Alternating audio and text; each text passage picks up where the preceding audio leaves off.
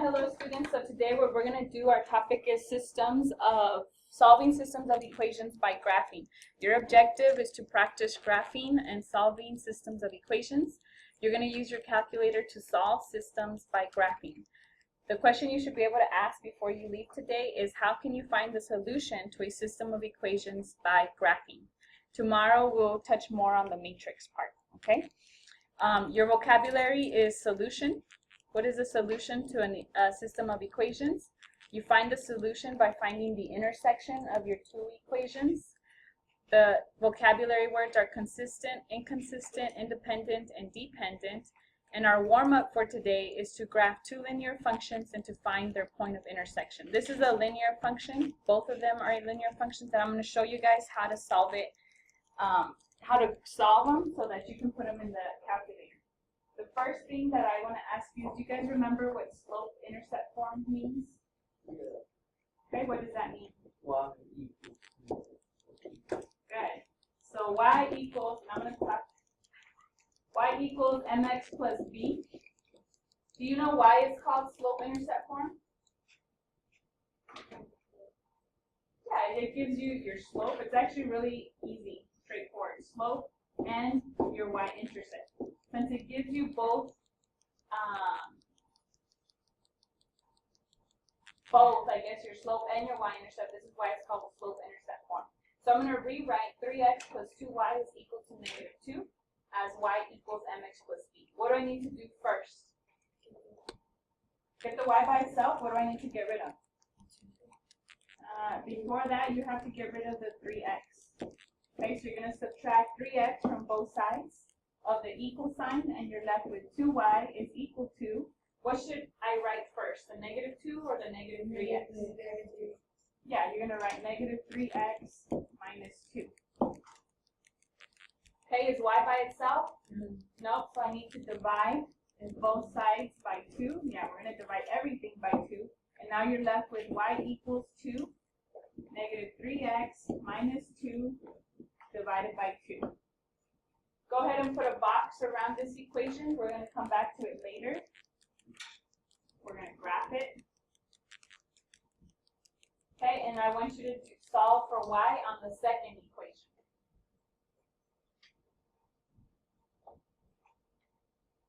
First thing we're going to do is get rid of the 4x, the -4x, by adding 4x to both sides.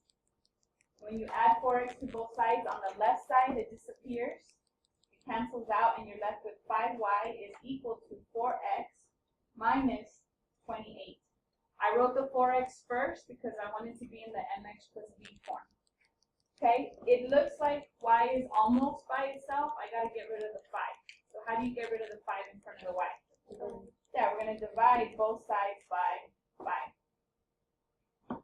So your final answer is that y equals to 4x minus 28 divided by 5. Go ahead and put a box around this.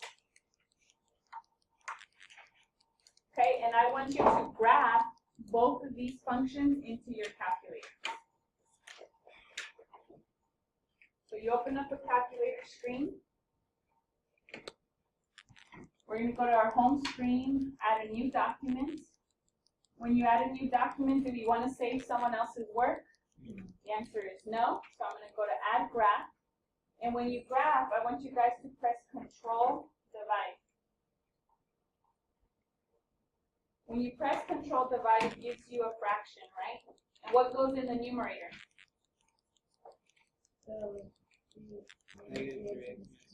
Yeah, -3x minus 2 divided by 2. So I'm taking the green function and putting it into my calculator. So -3x minus 2 all over 2.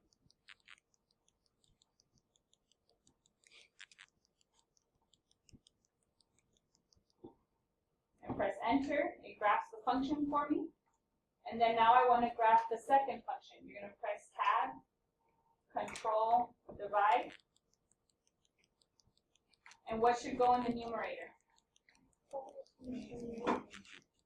4x minus 28. There we go. divided by a positive 5. Okay, you graph both functions, you want to find the point of intersection. So I want you to go to your notes, and I want you to write these steps.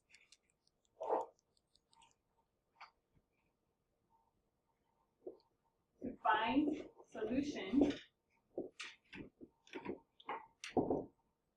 find point of intersection.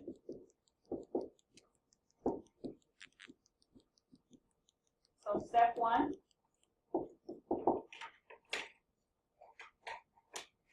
is to solve for y. Step 2 is to graph both functions.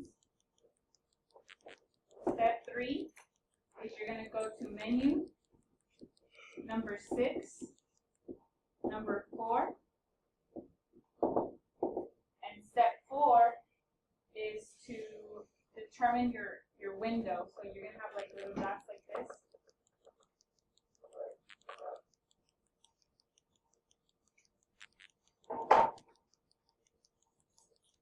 Okay, it doesn't make a lot of sense right now, but it will once you see it. So now I have my function graphed. I'm going to go to menu. What were the steps?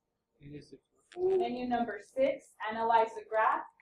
Select number 4, intersection. You're going to click to the left and to the right of your intersection. It gives you the point of intersection, and what is that? 2, negative 4. Okay, easy? Okay, so I want you guys to go ahead and go back to your notes, and in your notes, we're going to put that our solution is 2, negative 4. Okay, so now it's your turn. I want you to solve for y, for 1a. You're going to do it for the first equation and the second equation. All right, so when you solve for number 1a, you guys should have subtracted 2x from both sides. You're left with 5y, negative 5y is equal to negative 2x plus 11. You're going to divide both sides by a negative 5. And you're going to keep the negative 5. So it's negative 2x plus 11 divided by negative 5 as one solution, or one equation. And then the second one, you're going to add 3x to both sides. So you're left with 4y is equal to 3x minus 13. You got to get rid of that 4 by dividing both sides by 4. And you're left with y equals to 3x minus 13 divided by 4. Did you guys find the point of intersection? Okay, what is it? Negative 3, negative 1. Okay, positive 3, negative 1. I'm going to pull up your calculator screens, and I should see everyone's function graph on there.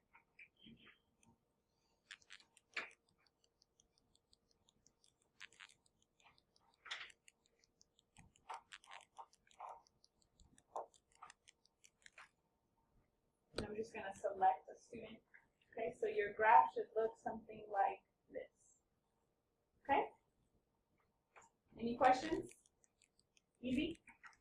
Okay, I want you guys to go ahead and do the next problem, 1b. Okay, we're going to go ahead and finish solving. The first thing that you should do is subtract 4x from both sides, and you're left with 3y is equal to a negative 4x minus 17, and you're going to divide both sides by 3. Your final answer is negative 4x minus 17 all over 3. Yeah? Yes. So all of you guys get that? Yes, okay. Alright, so the next thing is you're going to add 7x to both sides, and you're left with negative 2y is equal to 7x plus 20, and you're going to divide both sides by a negative 2. So your final answer is y equals to 7x plus 20 all over negative 2. I want you to graph both of these equations. When you graph them into your calculator,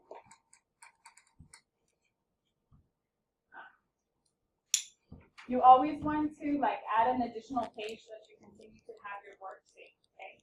The one that you should have is control divide, and we're going to put negative 4x minus 17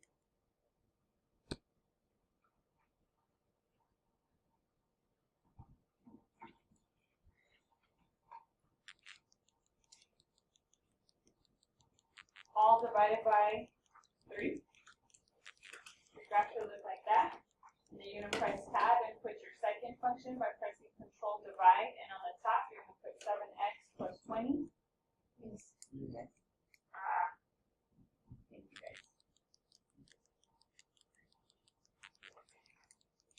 7x plus 20 all over what number? Negative 2. Okay. How do you find the point of intersection? Menu 6, 4. Good.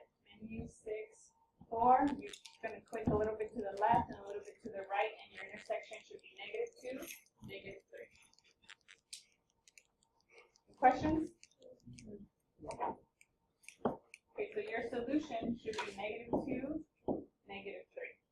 Okay, and to finish off our notes, you have 3 different situations. You have a situation where your 2 graphs intersect at one point.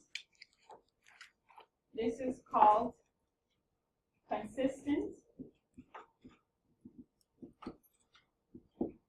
and independent.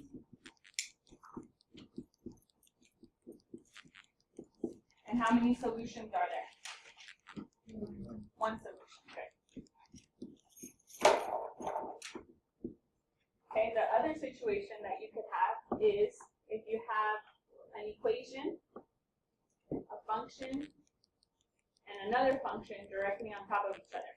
Okay, they're the same function, so how many solutions are there? It's going to be infinite solutions.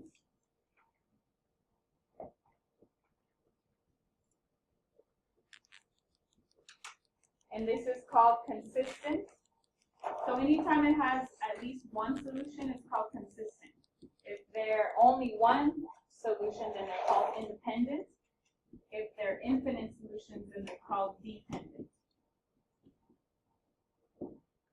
Okay, and then the last situation that you can have is if you have a graph and another graph. Do they intersect at any point? No, so this is called no solutions. And the proper word for this is called inconsistent.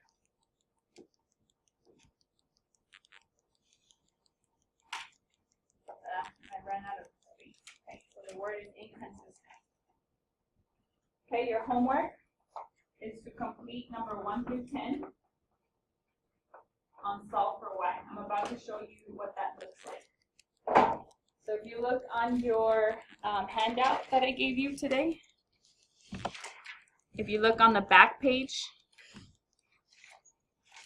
where it has 2 boxes, you have, they're not numbered, so I went ahead and numbered them for you. 1, 2, 3, 4, 5, all the way up to 10.